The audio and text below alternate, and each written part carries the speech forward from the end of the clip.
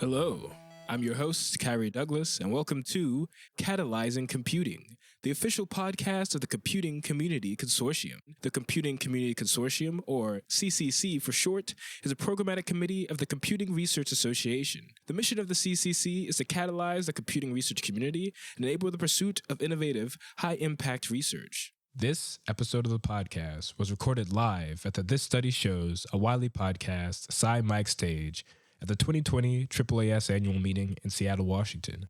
AAAS is the world's largest multidisciplinary scientific society and a leading publisher of cutting-edge research through its science family of journals. Their annual meeting brings together scientists from across a range of disciplines with journalists and policymakers to share their work with each other. The theme of the 2020 annual meeting was Envisioning Tomorrow's Earth. We're joined today by John Beieler, a former program manager at the Intelligence Advanced Research Projects Agency, or IARPA, and currently the Director of Science and Technology in the Office of the Director for National Intelligence, or ODNI.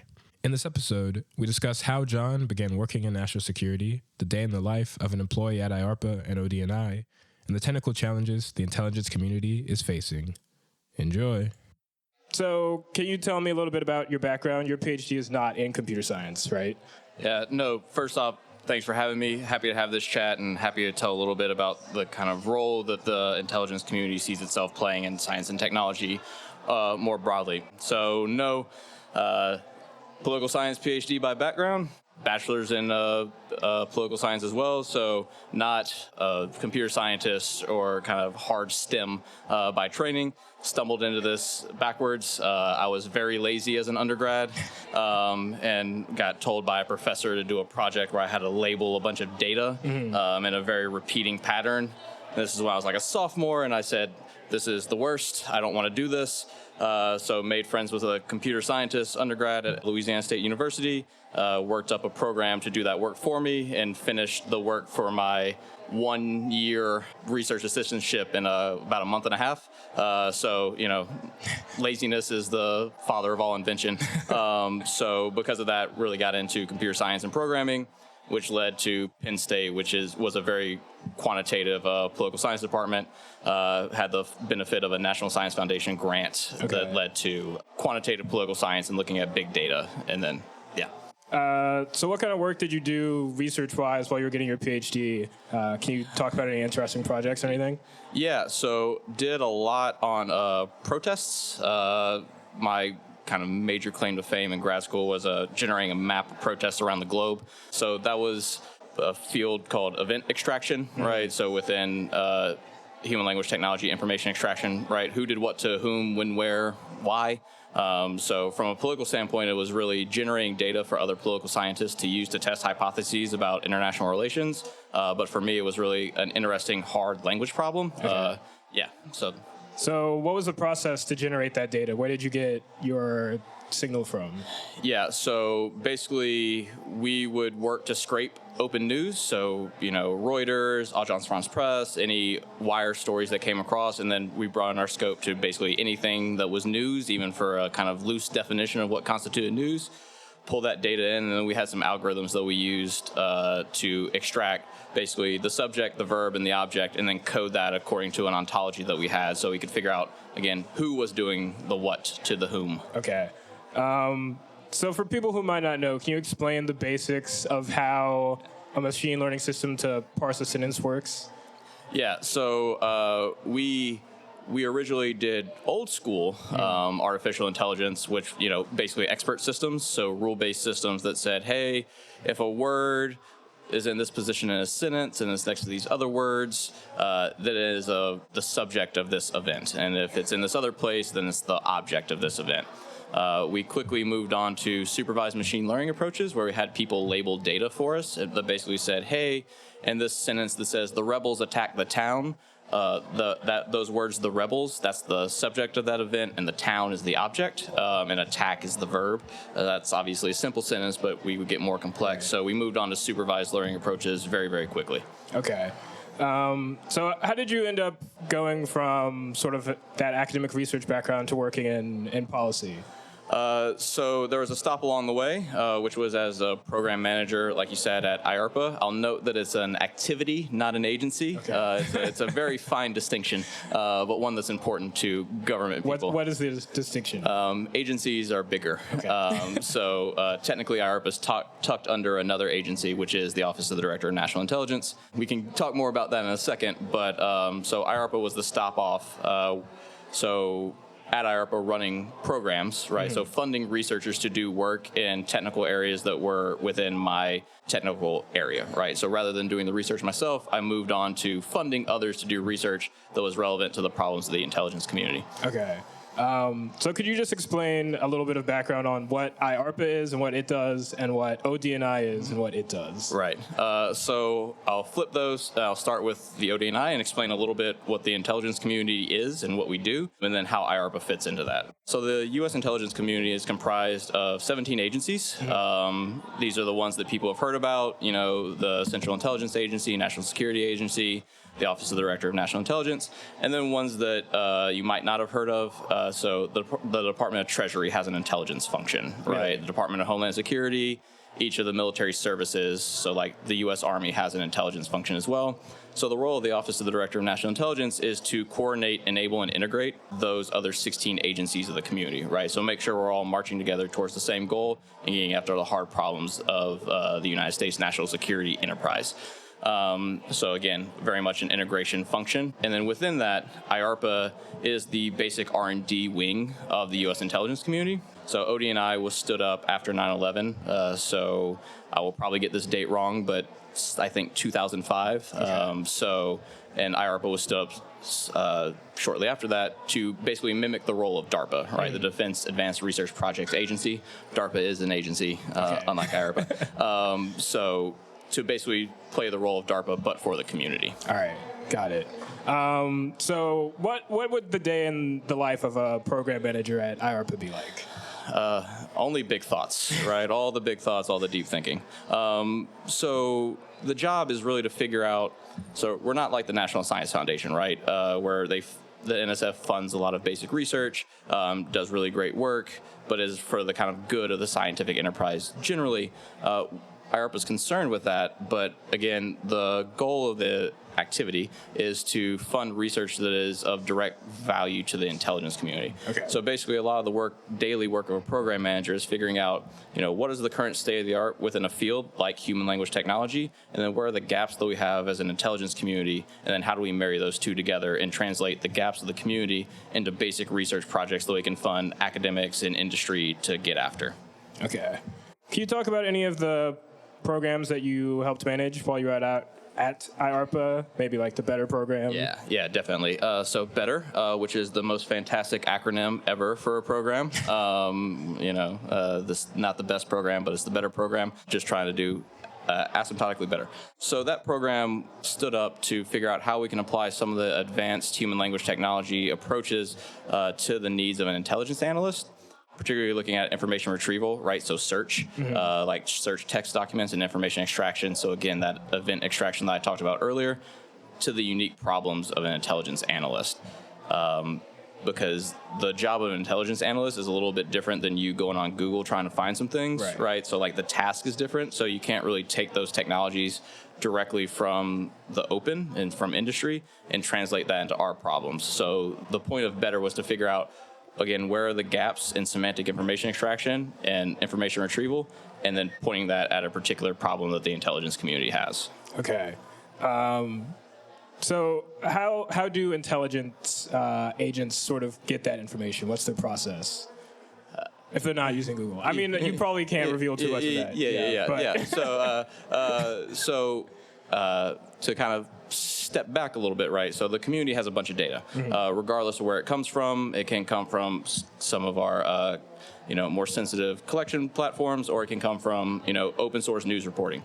So just imagine you're an analyst and you got a bucket of data sitting in front of you, and you're tasked with a particular question that a policymaker needs answered, right? So what will happen after this world event? Why did this world event happen? And you have to search through that bucket of data usually in the span of 2, 3, 4 hours, right, and come up with an answer. Okay. So you're probably an expert in your geographic area, or maybe you're a world expert on protests, but you have to answer this specific question very quickly. So what Better was trying to figure out was, how can we use existing information and then tailor it to your search into that big bucket of data? Because again, you don't have 2 days to figure out what exactly you're looking for. We have to get the right information to you as quickly as possible, because the main takeaway is there's a ton of data. You have to search through it and have to give a good, solid, explainable answer very quickly. Right. Yeah. That seems like a job that obviously AI or those kind of systems could help with. Right. What was the Mercury challenge? Is that related to Better? So not directly, but it's an interesting take of the same problem, right? Because the fundamental job of the intelligence community is to provide actionable insight to policymakers in an actionable time period, right? So this thing happened, this other thing will likely happen next, and again, communicate that not after 3 or 6 months, but in a time period that a policymaker could actually do something about it. So the Mercury challenge, and happy to talk more about the long history that led up to that challenge in particular, was looking at forecasting world events, so political events like protests or military actions or violent non-state actor actions in an actionable time horizon. So again, it was a real-time forecasting challenge where we had kind of hobby scientists use open data, develop algorithms, and then try to forecast events in real time 30 days in advance. Okay. So you mentioned the history of that. Was there a long history leading up to that? Was there some kind of catalyzing event that really spurred this? Yeah, so again, forecasting generally is of wide interest to the national security community broadly. So at IARPA, there was a few programs that happened.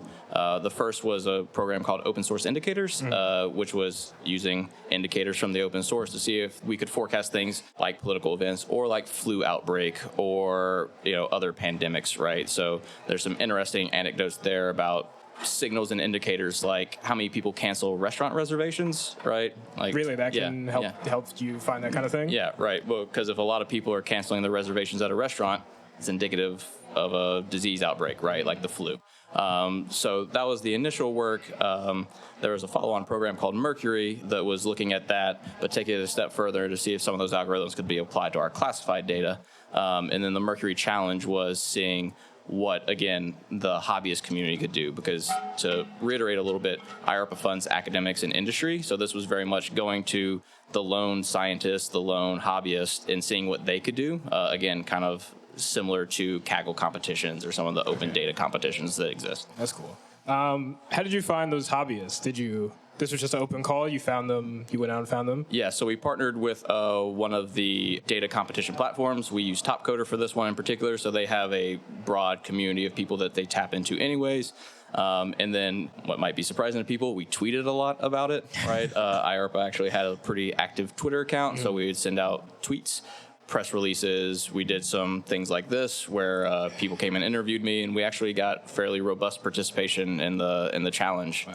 Wow. So I guess what role does ODNI and maybe the intelligence community in general see for like hobby scientists or hobby creators to contribute? Right. So from my point of view, this is a strong, broad science and technology enterprise within the United States is of extreme value to us as a national security community. Right. So even if you're not directly working on our national security problems, having people who are data literate, who raise their kids to be data literate, who raise their kids to like STEM, right? Because these are all people that we want to come work for us maybe one day. So there are potential contributions directly to our mission through things like the Mercury Challenge and some other challenges that places like DARPA and IARPA run. But from my point of view, just a broadly STEM literate nation is of value to us to get after some of our hardest problems. Okay. Yeah, I mean, that makes a lot of sense, obviously, which I guess is sort of what AAAS is kind of all about. So in the programs like Better and the Mercury Challenge, do you guys use real data? And if so, where do you get it from? Yeah, so at IARPA, they spend a lot of money on test and evaluation, right? So a lot of the activities of the program go to testing the solutions that performers develop, because we want to know that if something's developed, it's right. So the data is generated out of that, right? So I keep saying we, again, no longer at IARPA, so speaking based on past experience, but IARPA spends a bunch of effort making sure that they get the right data so that they can test those algorithms. So usually it's through trained teams of experts. So like in Better, we did multilingual extraction. So we had a team of kind of native Arabic speakers annotating data for us. We had teams of trained English speakers annotating English data for us. And actually took a ton of time to get there, right? So it's generating data via that test and evaluation process. Okay. Because I saw another interview that you did where you mentioned something about like high resource versus low resource languages for doing machine learning. What's the difference between those two things? Right. So English is the highest resource language, right? And what resources means is, again, labeled examples of things. So again, in the context of information extraction, like named entity recognition, right? Is this word a place, a location, or a thing? Mm-hmm. So in English, there's a ton of labeled data for that. In some other language like Tagalog, there's less labeled training data, right? So it's not necessarily reflective of how many people speak the language, because there could be languages where there are a ton of native speakers, but not a ton of labeled resources. So this high resource versus low resources really focus at the amount of labeled, clean training data that can be used to develop some of these algorithms. Okay. So is high resource languages always better, or are there ever downsides to having data that is heavily labeled? So there's a long history in the human language technology community looking at how to apply some of these tools to low resource languages. And that's also of interest in my opinion, to the machine learning community more broadly, because right now, deep neural networks need a ton of training data to make them work. And that's what's interesting about these low resource languages, is that there isn't a ton of data to make them work. So it's an interesting problem from a pure machine learning perspective as well, which is how do we make these algorithms work in absence of a ton of labeled training data. Okay. Are there any particular ideas you can comment on how to do that? I got a bunch. So there's been a lot of work recently, and unfortunately, because of my job switch, I haven't kept up with the literature as much, but there's been a lot of work on zero-resource machine translation, right? So again, in machine translation, if you're moving from English to French or something like that, historically, you've needed a lot of English data, you need a lot of French data, and you've needed a lot of already translated data to learn that mapping. And that's super expensive. So there's been a push to say, how can we learn to translate without those resources? And so this notion of zero resource is, and I'm going to dive into, I'm going to use some jargon now, I'm sorry. But you learn how to map the words into a latent lexical space. Okay, right? What is that? Yeah, so a latent word space, right? Oh man, right? Teaching shows you what you don't know. So again, it's this underlying space, and you map English words into it, and you map French words into it. So if you've seen things like the vector embeddings and word embeddings and things like that, it's kind of like learning that. Okay. But you learn this embedding so that English words are close to their similar French words, right? So you learn how to map into that space, and then you learn how to rotate basically the English space and the French space so that they're aligned. Yeah, I know that's not a great example. I'm doing. This is a podcast, so I'm doing a lot of stuff with my hands. Yeah. So I guess a question I have is, like, languages are frequently constructed in different ways, right? The way English grammar works is different from the way Spanish grammar works in the place and sentences. How do those kind of mappings handle that problem? Right. Yeah. So this was a big problem originally, right? So some of these techniques that I'm talking about with learning the joint embeddings had a lot of problems when you move from Romance languages to non-Romance languages, right? So exactly to your point, moving from English to Chinese, where a single character in Chinese can represent a string of English words, that was really difficult to get some of these alignments. So some of the recent techniques coming out of the literature using things like reinforcement learning have gotten at this to learn a more complex latent lexical space to be able to transfer between languages that aren't exactly structured the same. Okay. So when you have a successful program within IARPA, what's the process to take that to the next level? Because you said that's like the research arm for OD&I. So you come up with some great new technology, it can translate every single language. What happens? Right. So having to be a little vague on specifics. So at the end of the day, the job is to move this into the hands of in the case of Better or something like that, into the hands of the intelligence analysts, right? So the people that are actually doing the work. And that's why every IARPA program starts out with close collaboration with our mission partners, right? To the previous points, this is why we want to make sure that we're solving a problem that's of relevance to the community, so that whenever the program's done and everything wraps up, we have something that actually meets the needs of those analysts, and then hopefully there's a clean path to technology transition there. Moving from research to operations is always difficult, as I think anyone that's done basic research can probably attest to, but we want to be as close as possible to the actual real-world mission needs of our partners. Okay. So earlier I asked you what the day in the life was of an IARPA program manager, but same question, what's the day in the life of the director of S&T at OD&I? A lot of meetings. So the less snarky answer is it's really fantastic because my experience moving from a researcher to an IARPA program manager is that you get a little bit of a broader view, right? Because you're no longer the single researcher or team of researchers getting after one hard problem. You're figuring out how to shape the totality of a research field. And it's a similar, for me at least, step change moving from a program manager to the director of S&T, where my job is to set the strategic direction for the broad IC science and technology enterprise. So, I'm a little bit fish out of water some days because I'm a political scientist by background that did machine learning for a little while, and then I have to sit in meetings and talk about biology or quantum, which are things that I am not fully equipped to do, but have a great team of really smart people that make sure that we're getting after the right problems. Okay. So I guess that sort of touches on a question I had. What role do you think scientists and researchers can play in making sure data is available, especially from fields that might not normally talk to each other? Right. So going back a little bit to IARPA days, one thing that we would do is make sure that all the data that I said we spent a lot of money to generate was made open source where possible, right? So we spend a lot of money. This is taxpayer dollars. These are public resources. So we try to open up that data to be of broad use to the research community and not just the performers that we would fund as a program manager. So I see that similarly in my role as the director of S&T, which is figuring out how to better communicate our problems to a broader swath of researchers in industry. Sometimes that's really hard because some of our problems aren't really easy to communicate like that, but I think we're better as a nation and we're better as an intelligence community when we're able to talk more openly with our partners, which is why I'm sitting here at a conference doing a podcast. Did you ever expect this? No, 0%. So you mentioned industry. How frequently does OD&I or IARPA collaborate with industry directly? Yeah, very frequently. So recently we released an RFI, a request for information, that was broadly available. It was posted on a website called FedBizOps, and that was through our InStep program. And that was basically, hey, here's all the technical areas that we care about, everything from artificial intelligence to quantum to bio to PNT to you name it.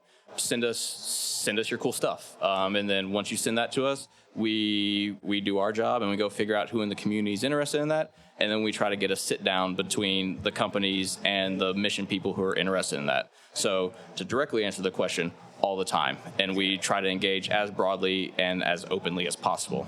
So what's the incentive structure to get industry to participate? Is it just goodness of their hearts, or do you pay them, or?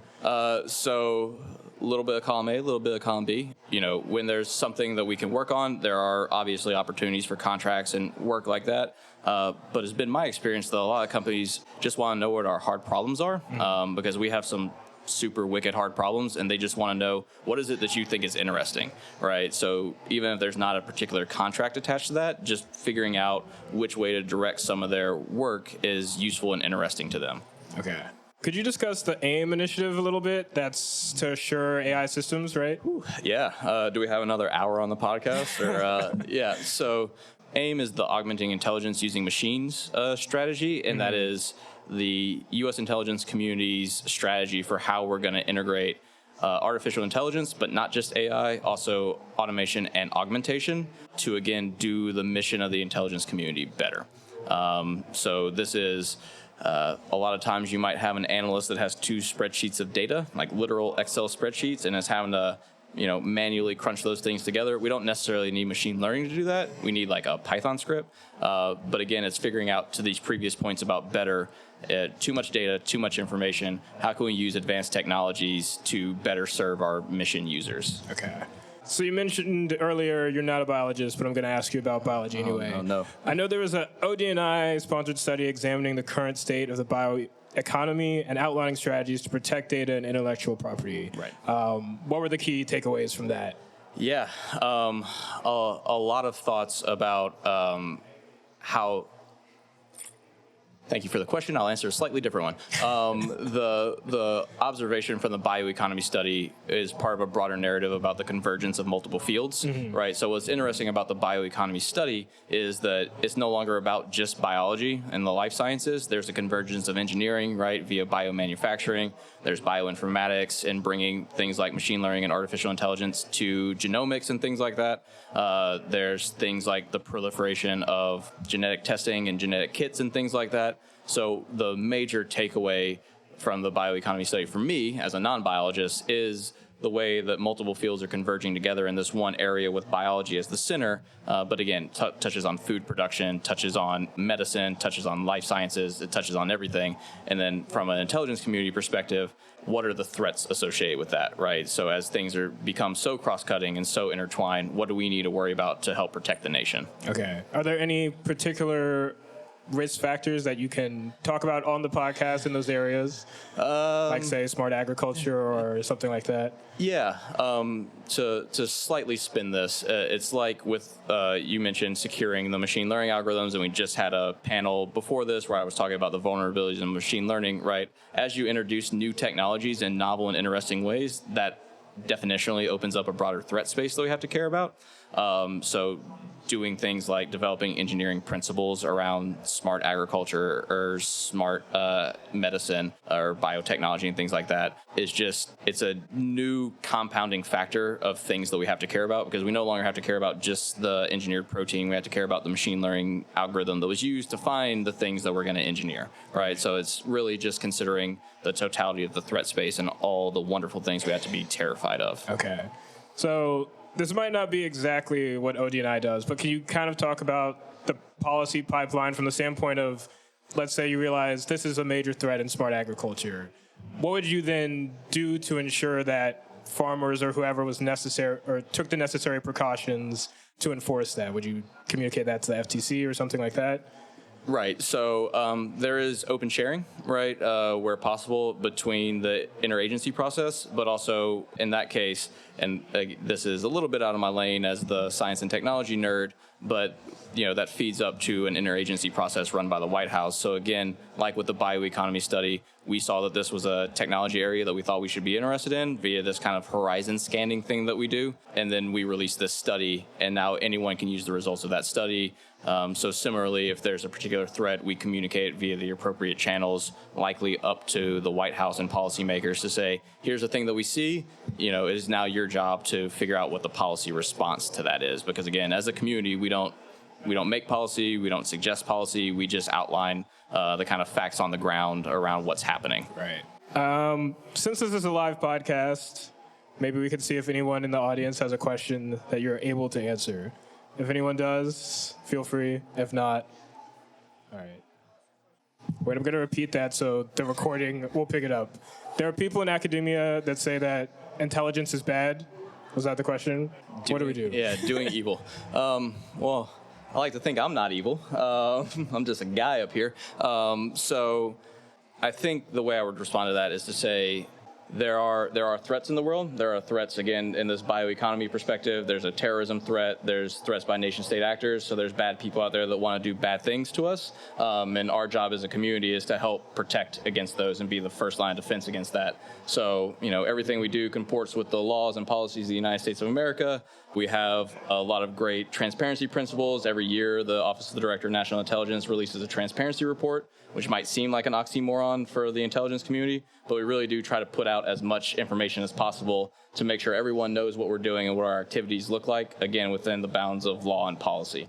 So, we got an important mission, and we try to get after that. To say one more thing about what's been interesting about being at IARPA and ODNI writ large is that everyone there really, really cares about the mission. I work with a lot of computer scientists that could very easily bounce out and go work in industry and do things like that, and they choose not to do that because they care about this mission and because they think it's important. So that's one of the really interesting and refreshing things about coming into work every day is everyone really, really cares about the thing that they're doing. And, not to say that's not the case at tech companies or in other places, but just almost universally, that's a shared trait amongst people that work in especially the science and technology space within the intelligence community. How big are IARPA and OD&I? Just out of curiosity. Can't speak to OD&I, but speaking to IARPA, it's, and you can see this on the website. All the program managers are listed there. It's a couple dozen program managers and then a fair number of support staff to help out with that. But it's really a program manager-driven organization akin to DARPA. Okay. So we touched on sort of the industry, public sector thing earlier, but with a lot of the spending right now going on in industry, how much of the future of technology and sort of those security, intelligence issues are out of the government's hands, and are there ways to maybe put it more in the hands of the government? So I think there are studies and numbers that bear this out, that basic R&D funding by the U.S. federal government still has an outsized effect on future spending, right? So this basic R&D funding that the federal government, to include the Department of Defense and the intelligence community provides the catalyst for a lot of these things, right? You can trace the history of a lot of these things back to the early days of modern tech that we use right now. DARPA loves to call out Siri and, the internet, if you've heard of it, that kind of started with basic R&D funding out of the federal government, and that's still the case today.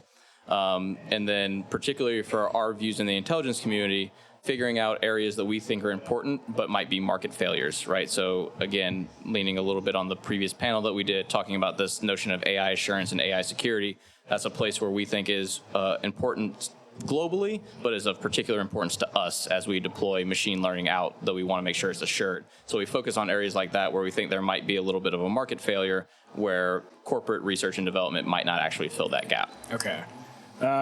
Anyone else in the audience have a question? Throw it back out there. Chad, you have a smile, like maybe you have something you want to say. To summarize that, what are the biggest challenges for machine learning and what's coming next?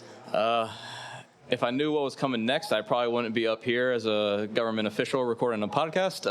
I'd be doing something else with that knowledge. But to kind of get to the failure modes point, right, and going back to the AIM strategy that I talked about earlier, really what we're focused on is kind of the human-centered design aspects of this, right? So again, how do we incorporate machine learning into an analyst workflow? So it's not about machine learning for machine learning's sake. It's about getting after the job of the analyst and figuring out the best way to insert these things into that process.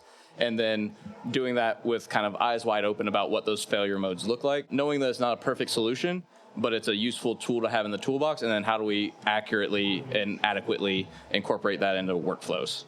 So we're at AAAS. It's a big meeting for scientists. Do you have any tips or, food for thought for scientists, both social and physical scientists, who are interested in pursuing a career in national security or just within the government more broadly? Yeah. So again, to the extent you can, try to engage with us on the things that we put out, even if it's not via a directly funded issue. If you see a program that we're working on, that largely indicates our areas of interest. As a practical matter, we do have a fairly high bar for bringing people into the community. So, the standards that it takes to get something like a security clearance are widely publicized. So, if this is something you're interested in, making sure that you comport with that. And other than that, just doing super good, excellent work. We welcome all comers. And we have, again, really hard national level problems. And so we need everyone kind of rowing in the same direction. So the more people, the better. Okay. And I guess what is you personally, not necessarily speaking for the government, sort of your long-term 20-year vision for what we could be able to do with machine learning and AI in the future? If you had your dream intelligence gathering system, what would it be? An ML that makes PowerPoints for me. There's that. But again, I think that we are just at the very beginning of understanding what a lot of this stuff will mean. So I think there's still a long time horizon to figure out how a lot of this work will integrate into actual human processes in everyday life. And so to the earlier question about what's next, right, we're still drafting off of work that was published in the 80s. So who knows what will be published in the next 10 years that we'll be working on over the next 50. But I think the opportunity space here is super broad. And I'm excited to see what great researchers and people at conferences like this generate. Okay. Is there anything we didn't touch upon already that you want people to know about?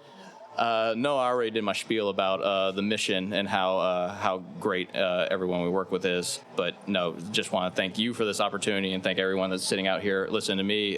This has been fantastic already, and so look forward to continuing the conversation with folks. Yeah, thanks for being here. Any final call for questions before we end the interview? Chad, what are the best things students should learn if they want to get into this area? Yeah, I've been showing a little bit of my bias as a political scientist that masquerades as a data scientist and machine learning person. I think the marriages of fields is something that's really interesting, right? So not just being a machine learning researcher and not being just a political scientist, but being both, because I think that really enables you to grok and understand what the really hard problems are and then get after those. So really focusing on the interdisciplinary nature, cross-cutting issues, and then, it's the classic liberal arts education, right? Like being the whole person and then figuring out how that can impact substantive research questions. That'd be my advice. All right. Well, thanks for being here, John. It was nice to talk to you. And thank you, AAAS, for having us at the This Study Shows a Wiley podcast SciMic studio. That's the end. Thank you.